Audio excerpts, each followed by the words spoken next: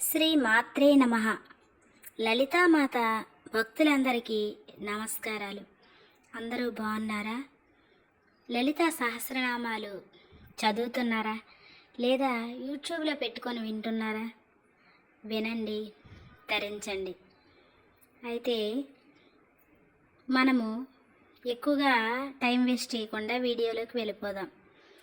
నేను ప్రతిరోజు లలితా సహస్రనామాలు శ్లోకాలు రోజుకొక శ్లోకం చదివి దాని అర్థాన్ని వివరిస్తున్నాను కదా. ఈరోజు 18వ శ్లోకం చదివి దాని అర్థాన్ని వివరించబోతున్నాను.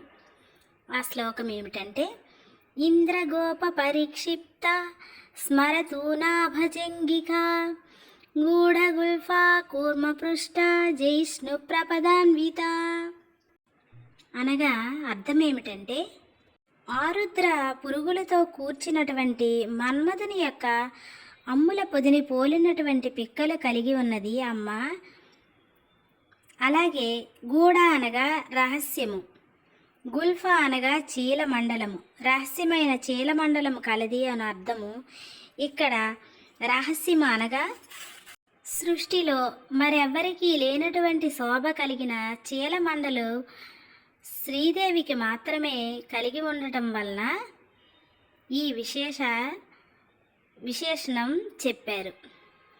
కూర్మపృష్ట జైష్ణు ప్రపదాన్విత అనగా అమ్మ యొక్క ముంగాళ్ళు తాబేలు వీపును జయించినట్లు ఉన్నవి.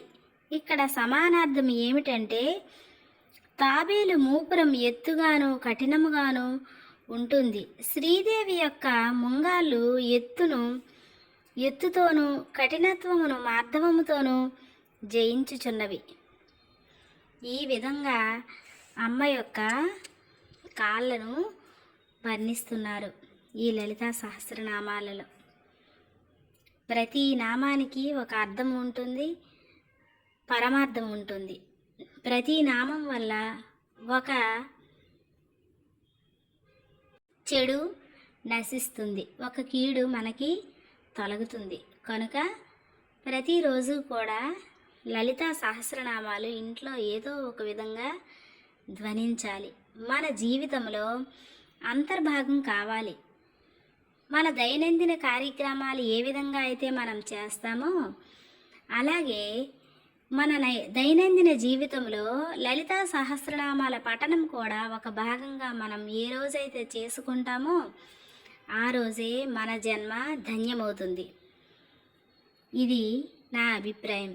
అయితే దీన్ని ఒకసారి లలితం భక్తులందరూ కూడా స్వయంగా చదివి ఆ ఫలితాలను చెవి చూసి అందరూ ఆనందంగా ఉండాలని, అందరూ సంతోషంగా ఉండాలని, అందరి కష్టాలు, అందరి కల్లోలాలు, అందరి దుఃఖాలు నాశనం అవ్వాలని, సర్వే జన సుఖినో భవంతు అని నేను కోరుకుంటున్నాను.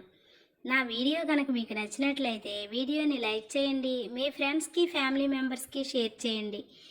ఇంకా రోజుకొక శ్లోకం చదువుతూ దాని అర్థాన్ని వివరిస్తున్నాను కనుక నా ఛానల్ నచ్చితే సబ్స్క్రైబ్ చేసుకోండి.